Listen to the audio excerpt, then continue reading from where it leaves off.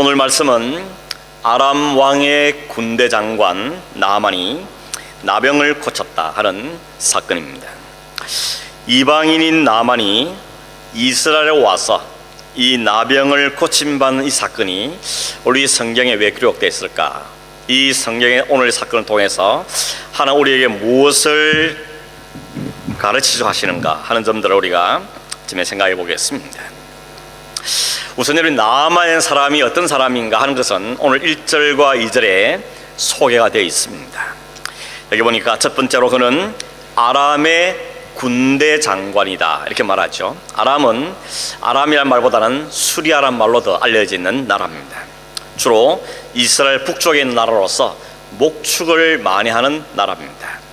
그러나 상업, 장사에도 재능이 있어서 여러 나라 지역들을 돌아다니면서 장사를 하였기 때문에 이 사람들이 장사를 통하여서 이 아람 사람들의 말이 퍼져나갔습니다. 그래서 아람 말이 장사에, 무역에 공용어로 사용되기 시작했습니다.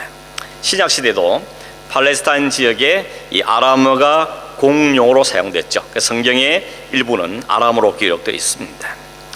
이 아람이라는 나라와 이스라엘의 관계가 어떤 나라인가 하면 상황에 따라서 동맹국이 됐기도 하다가 또 어떤 때는 상황이 나빠지면 가장 골치 아픈 그런 적이 되기도 하는 그런 나라였습니다.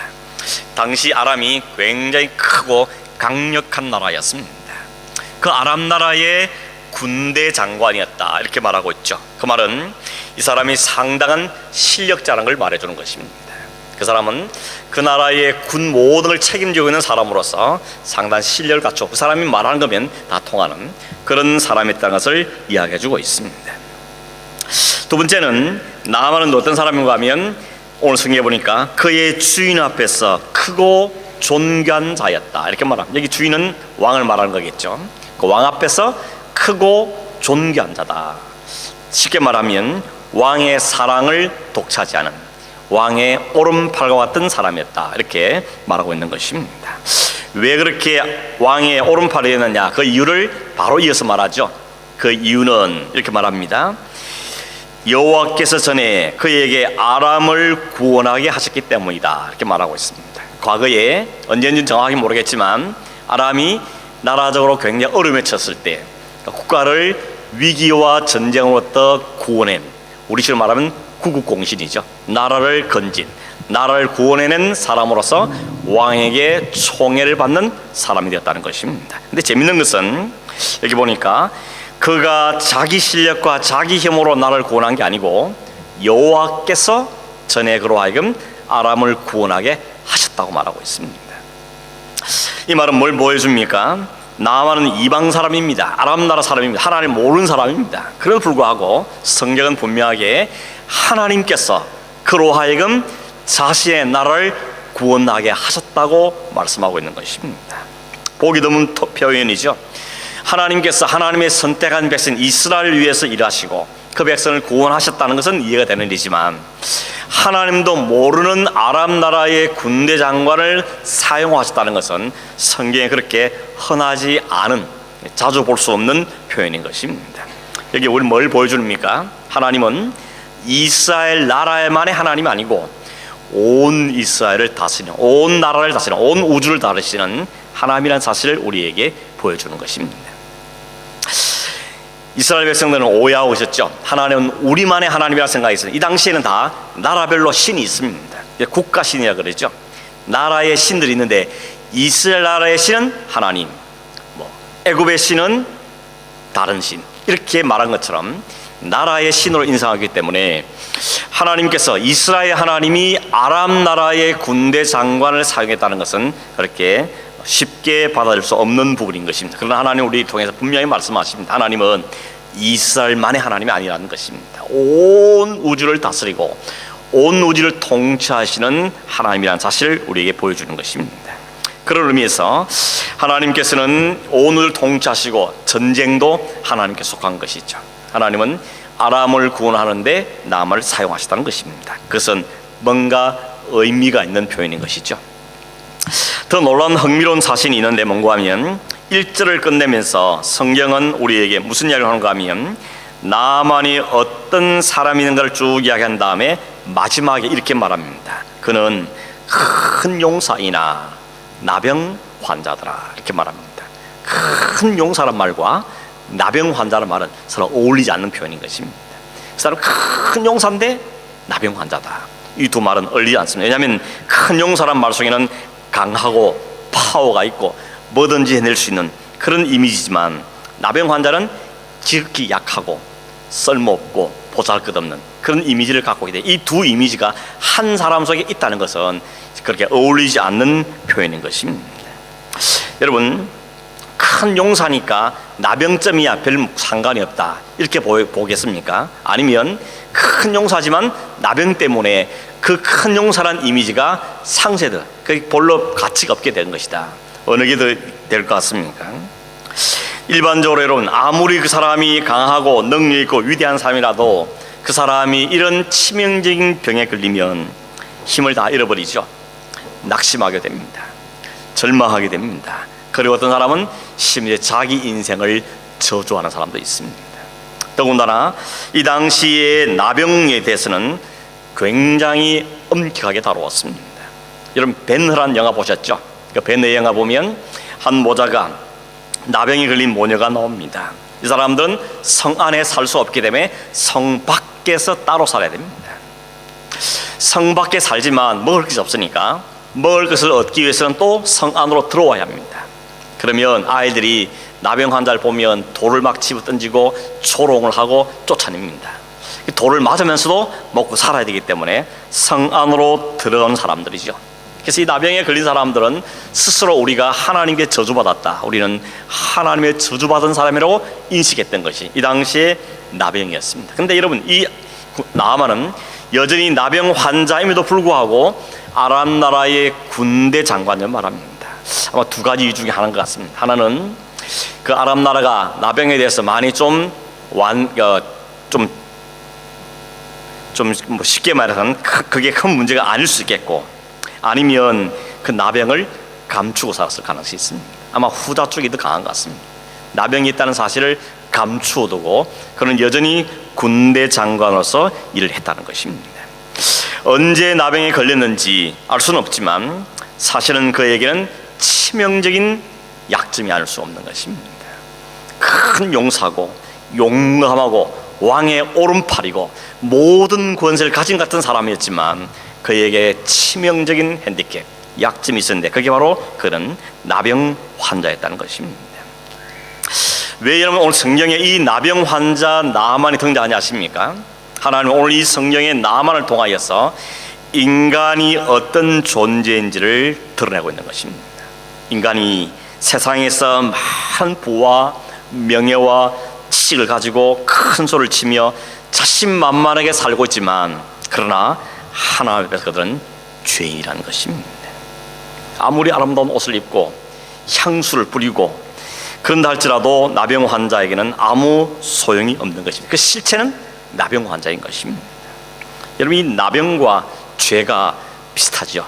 성격적으로 비슷합니다. 나병의 병균은 눈에 보이지 않지만 한 번 감염이 되면 온몸이 점점 썩어 들어갑니다. 죄라는 것도 그렇죠. 눈에 보이지 않지만 죄라는 것이 그에 감염되면 우리의 몸과 영혼을 점점 썩어가게 만드는 것입니다. 나병에 걸리면 나중에 결국은 흉측하게 비참하게 사람이 바뀝니다.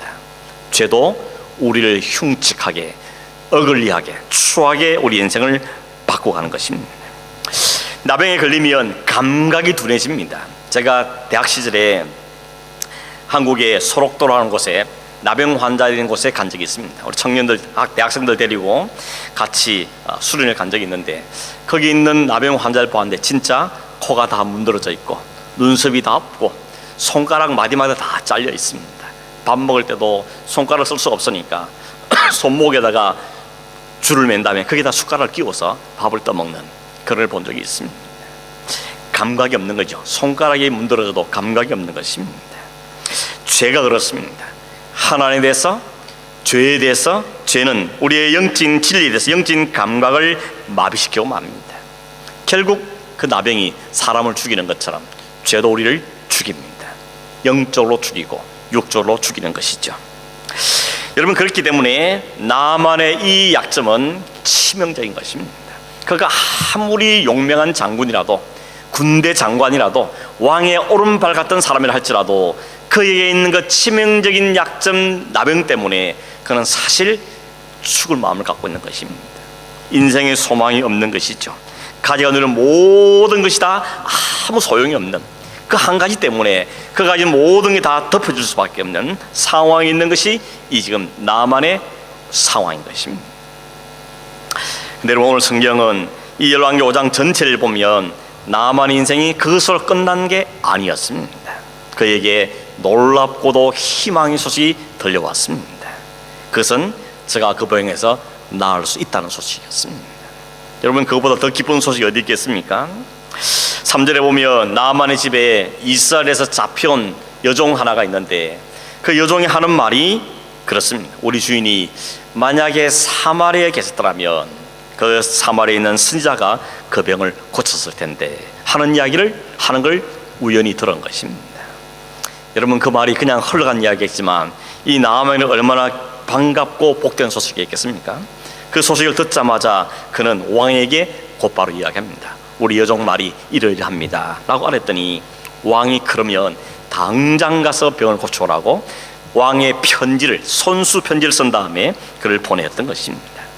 나만이 이 이스라엘 가면서 준비한 걸 보면 많은 예물을 준비했다 그랬죠. 오늘 성경의 표현대로 하면 은 10달란트, 금 6,000개, 의복 10벌을 준비했다 그랬습니다. 이게 얼마나 되는가 계산을 해보면 한 달란트라는 게 34.27kg입니다. 근데 여러분, 은 10달란트는 342kg입니다. 은이 342kg짜리가 있습니다. 아무도 안 놀라시죠? 은덩어리가 340kg입니다. 굉장한 큰 거죠.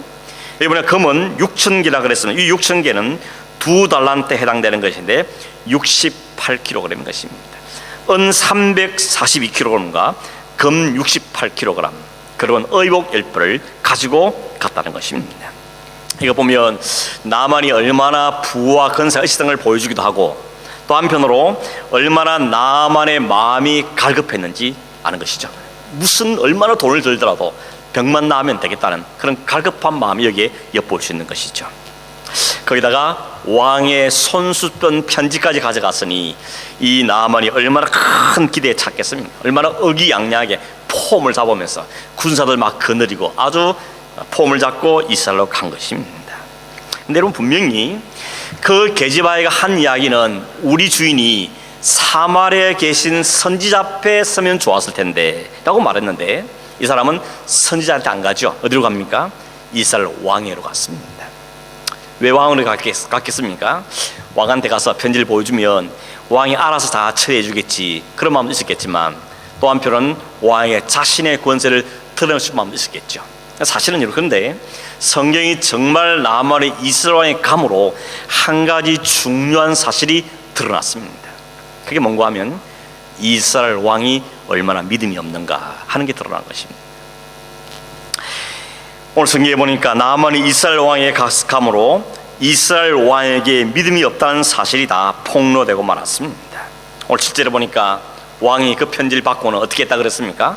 자기 옷을 찢으면서 말하기를 필경 이것은 내가 사람을 죽여 살리는 하나님도 아닌데 이 왕이 나에게 사람을 보내서 병을 고치다는 것은 분명히 이걸 트집 삼아서 우리 나라를 공격하거나 나를 힘들게 만들어 하는 것이다 라고 한숨을 쉬면서 옷을 찢으면서 이야기합니다. 이 모습에서 우리 뭘 봅니까?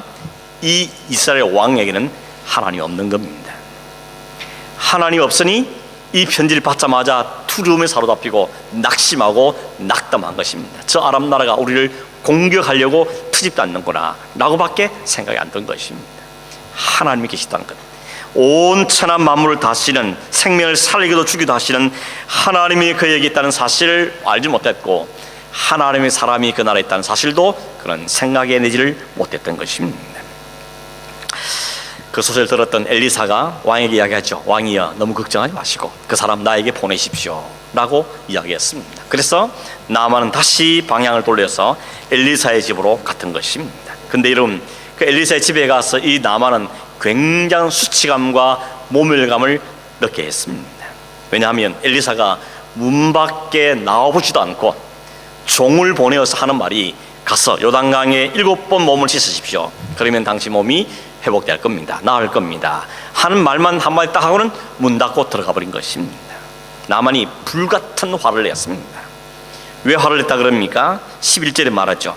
나만이 노하여 물러가며 말하기를 내 생각에는 그가 내게 나와서 그의 하나님 여호와 이름을 부르면서 내 상처에 손을 얹고 그러면서 내 병을 고쳐줄 것으로 생각했는데 나와보지도 않고 종을 보내가지고 요단강에서 7번 씻으세요. 그러면 당신 낫습니다. 한마디 말밖에 안 한 것 때문에 화가 난 것입니다. 나를 이렇게 대접할 수 있냐는 것이죠. 내가 아람 나라의 군대 장관인데 이 많은 예물을 갖고 내가 여기까지 왔는데 어떻게 코빼기도 안 보이고 그냥 말 한마디 할 수 있느냐. 화가 난 것입니다. 여기는 중요한 단어가 하나 있습니다. 그게 뭔가 하면 내 생각에는 하는 것입니다. 내 생각에는. 여러분, 병이 났는데 나만의 생각이 중요합니까? 병이 낫는 게 중요하죠. 병이 낫는 게 중요한데 지금 이 나만은 자기 생각이 중요하다 그럽니다. 상당히 착각하고 있는 것이죠. 오해하고 있는 것입니다. 사실 여러분, 나만 자기 생각은 병 낫는데 아무런 관계가 없습니다. 아무런 도움이 안 됩니다. 엘리사의 말에 떨어지는 말에 순종하는 게 중요한 것이죠. 그런데도 이 나만은 여전히 내 생각에는 라고 말하면서 자기의 자존심, 자기의 명예, 이것을 여전히 주장하고 있는 것입니다. 나중에 그 종들이 현명한 말을 하죠. 그렇게 말합니다. 13절에 보면 내 아버지여, 선지자가 당신에게 큰 일 하라 그래도 하지 않았겠습니까? 그런데 가서 씻으면 낫겠다 그러는데 그거 왜 못합니까? 성일 좀 죽이십시오. 그렇게 이야기한 것이죠. 그 말을 듣고 그는 같은 것입니다. 여러분, 이 말이 맞는 겁니다. 무슨 크고 대단한 일을 시켜도 해야 되는데 이렇게 쉽고 간단한 방법을 말하는데 얼른 그대로 하는 게 중요하지, 거기서 무슨 자기 명예, 자기 자존심, 자기 생각을 내세울 때가 아니라는 것입니다. 여러분, 우리가 뭘 보여줍니까? 신앙생활에는 내 생각은 없습니다. 신앙생활을 망치는 대부분의 이유는 내 생각입니다. 하나님 생각 말고 내 생각, 하나님 뜻 말고 내 뜻, 하나님 말씀하시는 제쳐두고 자기 생각, 자기 고집, 자기 주장, 자기 명예, 내가 살아있으니까 이를 거르치는 경우가 너무 많다는 것입니다. 하나님은 잘 아십니다. 네 생각이 살아있는 동안은 일 안 한다는 것입니다. 네 생각이 죽기 전까지는 내가 아무것도 하지 않는다는 것입니다. 하나님이 내 생각을 먼저 꺾으시고 죽이시는 것이죠. 여러분, 만약에 나만이 끝까지 자기 생각을 고집하고 자기 명예를 고집했다면 그가 나았겠습니까? 낫지 못했던 것입니다. 이것이 하나님이 오늘도 하시는 방법입니다. 내 생각, 자기 생각 완전히 꺾으시는 것이죠. 내 생각이 살아있는 한 하나님의 생각이 드러나지 않는다는 것입니다. 내 고집을 꺾지 않는 한 하나님의 뜻이 드러날 수가 없다는 것입니다. 내가 죽어야, 내 생각을 포기해야, 내 자존심과 내 명예와 내 이름과 내 자랑이 죽어야만 하나님이 일하신다는 것입니다. 내 죽기 싫죠? 안 죽으려고 그럽니다. 바둥거리는 것입니다. 못 죽는다 그럽니다. 어떻게 내가 쌓은 명예인데, 내가 어떻게 얻은 지위인데, 내가 어떻든 부인데 어떻게 포기하냐? 포기할 수 없죠. 하나님 그걸 죽이시는 것입니다. 자신은 그저 병들은 몸이고 나는 낫기 위해서 왔다는 나병 환자라는 것을 인정하는 게 필요한 것입니다. 나는 아람의 군대 장관이 아니고 나는 나병 환자입니다. 나는 치료가 필요하고 나는 고침을 받아야 될 사람입니다. 나는 죄인입니다. 이 고백을 먼저 하나님이 받아내시고 만다는 것입니다. 많은 예물을 가지고 왕의 친서를 가지고 의기양양해 왔던 그 모든 교만을 하나님이 다 꺾으신 다음에 겸손하게 말씀대로 요단강에 7번 몸을 담궜을 때 그의 살은 어린아이의 살과 같이 회복되었다 그랬습니다. 어린아이 살 만져보셨죠? 얼마나 보들보들합니까? 그 나만의 몸이 어린아이 같은 술과 바뀌었다고 말한 것입니다. 왜 하나님 이렇게 다루셨습니까? 하나님 분명한 목적이 있습니다. 나만이 얼마나 놀랍고 충격을 받았는지 그 그 다음에 하는 행동을 보면 우리가 알 수 있죠. 어떻게 행동했습니까? 병이 낫자마자 곧바로 지체하지 않고 모든 군사를 데리고 다시 엘리사에게로 갔습니다. 그럼 이렇게 고백하죠. 15절에 내가 이제 이스라엘 외에는 온 천하에 신이 없는 줄을 아나이다. 청하건대 당신의 종에게서 예물을 받으소서. 180도 바뀌었죠. 태도가. 자존심, 명예 모든 다 버려버리고 예물을 받으십시오. 그러면서 스님 앞에 나온 것입니다. 오만과 자기 생각은 다 완전히 빠진 것입니다. 하나님을 찬송하죠. 하나님을 알지도 못한 사람이었습니다. 자신의 권세와 부귀만 믿고 하나님의 선지 알기를 우습게 알던 나만이었습니다. 근데 이제는 그 앞에서 하나님을 인정하고 하나님께 경배하겠다 그러면서 스스로 맹세했습니다. 누가 그렇게 시키지도 않았는데 태도가 완전히 바뀌어진 것입니다. 여러분, 그 이후에 나만이 고국에 돌아가서 진짜 자기 말대로 했는지 안 했는지 성경 기록하지 않습니다. 알 수는 없습니다. 그러나 우리가 충분히 상상해 볼 수 있죠. 아마도 나만이 아람에 들어가서 그가 어떻게 나왔는지 무슨 일을 겪었는지 다 소문이 파닥이 났을 겁니다. 나만이 이렇게 나왔대 하는 이야기 들렸겠죠. 적어도 아람 나라에 이스라엘 하나님이 참 대단한 하나님이다, 이스라엘 하나님이 나만을 고쳤다 하는 이야기가 알려졌을 것입니다. 그리고 하나님의 영광이 아람 나라에도 전달됐다는 것입니다.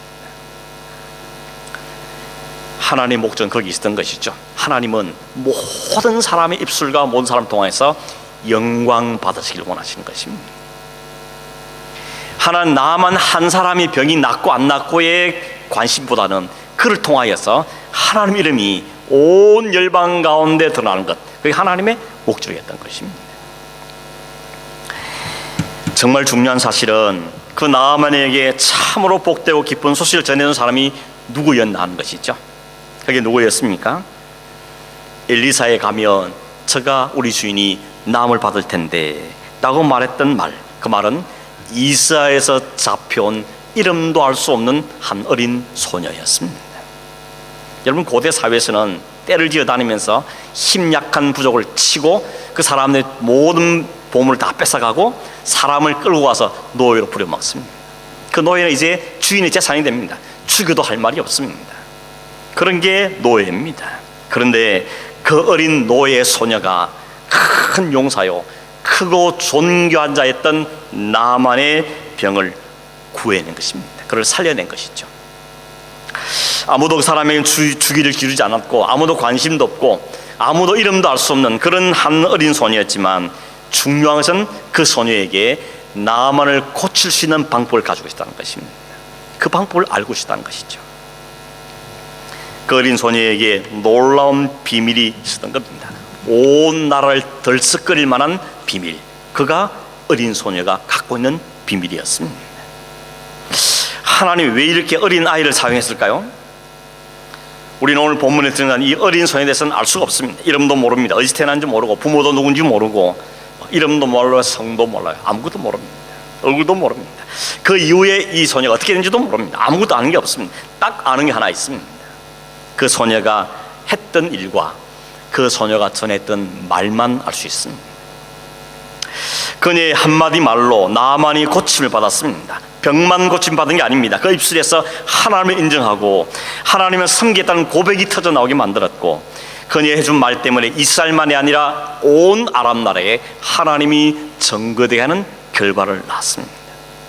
그녀가 소개한 일 때문에 하나님의 영광이 이방 아람 나라까지 온 자에 퍼지게 됐다는 것입니다. 성경은 참 재밌습니다. 어린 소녀와 믿음 없는 이 이스라엘 왕을 딱 대조시키고 있는 것입니다. 신부는 왕입니다. 한 사람은 노예입니다. 그러나 그 왕에게 믿음이 없었습니다. 그러나 그 어린 소녀에 믿음이 있었습니다. 하나님 누굴 통해 일하셨습니까? 믿음 있는 어린 소녀를 통하여서 하나님 이름이 온 열방에 퍼지가는 놀라운 일을 일으키셨다는 것입니다. 하나님은 나만의 자존심과 명예와 그 모든 것만 꺾으신 것이 아니라 이스라엘 왕의 자존심과 그 명예심도 다 꺾으신 것입니다. 어린 소녀 하나를 들어서 하나님, 진짜 하나님의 극명하게 드러나기 위해서 하나님은 어린 소녀를 사용하셨던 것이죠. 적어도 왕에게는 그 편지를 받고 두름에 떨었지만 이 어린 소녀에게는 하나님의 전능하심을 믿는 마음이 그에 있었던 것이죠. 그럼 여러분, 이름을 알 수 없는 그 어린 소녀의 삶이 더 복된 것입니까? 아니면 온갖 권세와 왕이라는 걸 누리고 있으면서도 믿음없는 사람이 복된 사람인 것입니다. 이런 기준을 볼 때 얼마나 가졌느냐, 얼마나 높아졌느냐, 얼마나 명예로운가, 그게 중요한 게 아닌 것입니다. 그 안에 진짜 비밀이 있냐는 것이죠. 진짜 그 안에 하나님의 복음이 그리스도가 있느냐 하는 것이 훨씬 중요한 사실을 성경은 우리에게 이야기해주고 있는 것입니다. 어떤 분들은 이 소녀의 칭찬을 막 하지만 사실 이 소녀에서 알 수 있는 게 별로 없습니다. 아는 건 딱 하나밖에 없다는 것이죠. 자기가 알고 있는 이 비밀을 그 주인에게 이야기했다는 것, 그밖에 없습니다. 이 너무 단순하고 이 심플한 이 일을 통하여서 하나님은 큰 일을 행하셨던 것입니다. 여러분, 그 소녀가 알고 있다는 그 사실이 너무나도 엄청난 사실이었습니다. 나아만을 살리는 소식이었고, 나아만을 살아오게 된 모든 치명적인 약점에서 벗어나게 하는 소식이었으며, 이스라엘에 하나님이 계심을 증거하는 소식이었고, 아람이라는 이방 나라에 살아계신 하나님을 참 하나를 드러내는 소식이었던 것입니다. 그게 이 어린 소녀가 가졌던 소식이었습니다. 우리에게는 뭐가 있습니까? 하나님, 그리스도, 성령이라는 놀라운 복음의 소식을 가지고 있는 것입니다. 사람을 살리는 능력, 그 가진 소식이 우리에게 있다는 것입니다. 그의 영적인 신분을 죄의 노예에서 생명의 아들로 바꾸는 놀라운 파워를 가진 이름을 우리가 가지고 있는 것입니다. 우리에게 필요한 거 있다면 이걸 들어야 할 사람에게 전달해 주는 것밖에 없습니다. 뭐 대단한 일 하라는 게 아닙니다. 오늘 성경에도 이 소녀가 대단한 일 한 게 아닙니다. 자기가 알고 있던 것, 자기가 들었던 것, 자기가 믿고 있는 바를 이야기한 것밖에 없습니다. 그러나 그가 전한 곳에 열매가 나타났고 성령의 역사가 있었고 하나님의 영광이 드러나게 되어졌던 것입니다. 우리에게 복음을 먼저 주신 이유는 그 복음을 나누라고 주신 것이죠. 여러분, 복음을 나누며 사십니까? 전하는 자가 없이 어찌 들으리요? 듣지 못한 일을 어찌 믿으리요? 믿지 못한 일을 어찌 부르리요? 로마서에도 말하죠. 믿음은 들음에서 나고 들음은 그리스도의 말씀으로 말미암다 그랬습니다. 말씀을 가졌다면 이 말씀을 나누는 것이 우리가 해야 될 사명이죠. 사도 바울은 그러죠. 내가 이 복음을 부끄러워하지 아니하노니 이 복음은 모든 믿는 자에게 구원을 주시는 하나님의 능력이 됩니다. 첫째는 유대인이고 또한 헬라인이다.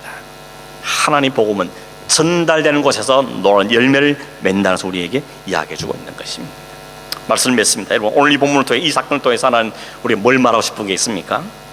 하나님은 인간의 모든 생각과 계획과 고집은 다 꺾으신다는 것입니다. 자신의 죄인됨을, 자신의 하나의 은혜가 아니면 살 수 없는 존재라는 것을 인정하는 것을 최우선 순위로 삼고 있는 것입니다. 그에게 하나님 은혜가 임했던 것입니다. 그 일을 하는데 하나님 그 어린 소녀 하나를 사용하셨습니다. 다른 사람, 대단한 사람 사용했으면, 엘리사가 큰 일을 행하셨으면 우리가 그냥 기죽을 수밖에 없지만, 어린 소녀가 전했던 그 한마디 말이 이런 엄청난 역사를 보여주면서 너도 할 수 있지 않냐는 것이죠. 너도 이건 할 수 있지 않냐는 것이죠. 네가 아는 것, 네가 들은 것을 나 하는 것, 이거 할 수 있지 않냐는 것이죠. 이걸 우리의 오늘 도전하고 있는 것입니다. 어디 음식점 하나 생겨도 한번 먹어본 맛이 너무 있으면 그걸 그냥 말하고 싶어서 견디지 못하죠. 반대로 너무 맛없는 음식점에 한번 갔다 왔습니다. 그러면 거기 가려면 뜯어 말리죠. 제발 가지 말라고. 그게 우리가 하는 모습인 것이죠. 오늘 우리에게 하나님 복음을 주셨고 그 복음을 누린 자들에게는 그 복음을 나누는 사명도 함께 주셨던 것입니다. 여러분, 나만 갖고 나만 누리고 살라는 것이 아니고 그걸 누리고 풍성히 누리되 그래서 나누며 살라고 주신 것이 하나님의 복음인 것입니다. 전하기만 하면 성령께서 역사하시는 것을 우리에게 보여주고 있는 것입니다. 오늘 저와 여러분이 이 교회에서 혹은 시향하면서 우리가 좋은 거 누리되 나만 배부르면 그만이고 나만 풍성하면 그만이고 그러지 말고 하나님이 없어서 병들어 죽어가고 있는 자들에게 하나님 알면 좋을 텐데, 그리스도를 알면 살릴 텐데, 하나님 그 은혜를 나누는 삶을 살 때 하나님 그 한마디 말들을 통하여서 하나님 역사를 이루신다는 사실을 기억하고 담대하게 하나님 말씀을 증거하고 그 은혜를 나누는 삶을 살아가는 그런 저와 여러분과 우리 교회가 되어지기를 주님으로 축원합니다. 기도하겠습니다. 하나님 아버지 감사합니다. 다들 나만처럼 겉으로 포장하며 살지만 그 안에는 치명적인 죄악과 치명의 약점을 갖고 사는 것이 인생인 것을 오늘 다시 말씀해 주신 것을 감사합니다. 하나님 그렇습니다. 하나님 은혜가 아니면 살 수 없는 존재들이고 하나님 복음의 능력 아니면 죄악 가운데서 큰일 받기 어려운 자들인 것을 고백하며 이와 같은 은혜를 우리에게 허락하신 하나님께 감사함을 드립니다. 주님, 또 다른 많은 영혼들이 이 소식을 들어야 하고 이 하나님을 알아야 하는데, 이 하나님을 알게 하는데 우리를 사용하기를 원하시는 그 하나님, 우리가 잘 순종하며 주의 복음을 잘 나눌 수 있도록 도우시고 하나님이 잘 인도함으로 많은 영혼을 구원하고 살리는 일들에 힘쓰는 저희가 되게 하시고 교회가 될 수 있도록 은혜를 허락하여 주옵소서. 그래서 하나님 이름이 온 열방 가운데, 이 온 도시 가운데 크게 드러나는데 쓰임받는 저희 되도록 축복하여 주시옵소서. 예수님의 이름으로 기도하옵나이다. 아멘.